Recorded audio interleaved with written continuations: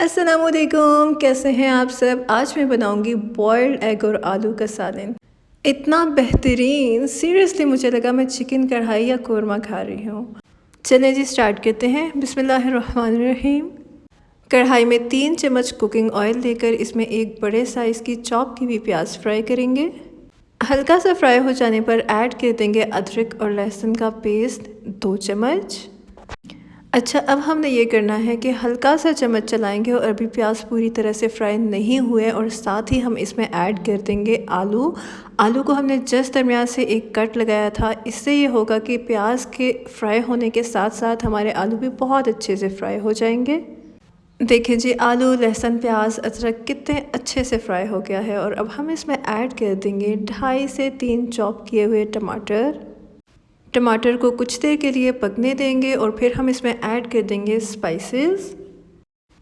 देखिए जी, टमाटर कितने अच्छे से पक गए हैं। तो अब हम इसमें ऐड करते हैं 1 चम्मच नमक, 1 चम्मच ज़ीरा, आधा चम्मच हल्दी, 1.5 चम्मच धनिया पाउडर, 1 चम्मच लाल मिर्च पाउडर, 1 चम्मच कुटी हुई मिर्ची और 1 चुटकी कलौंजी।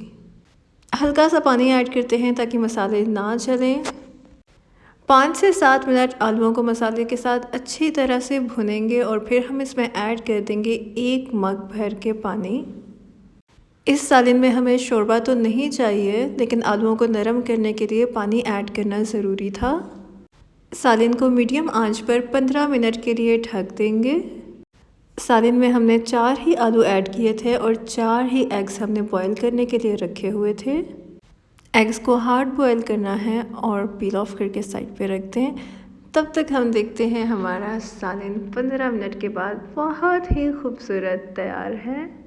तो 4 आलू थे, 4 ही हमने एग्स बॉयल किए और 4 ही हम इसमें हरी मिर्चें ऐड कर रहे हैं।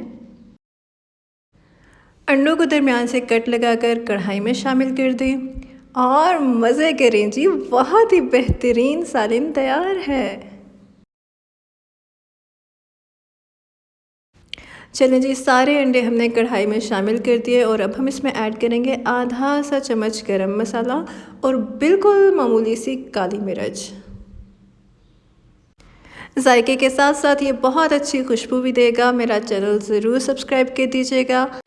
अल्लाह पाक आप सबको बहुत खुश रखें, बहुत अच्छी सेहत वाली, बहुत अच्छे अमाल वाली लंबी ज़िंदगी अता फरमाएँ।